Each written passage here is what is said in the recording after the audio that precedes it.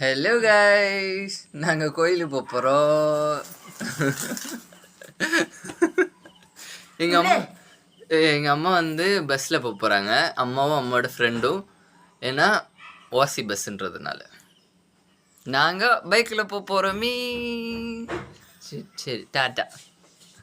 கதை போட்டுங்க. நாங்கள் போயிட்டு வரோம். என்னடி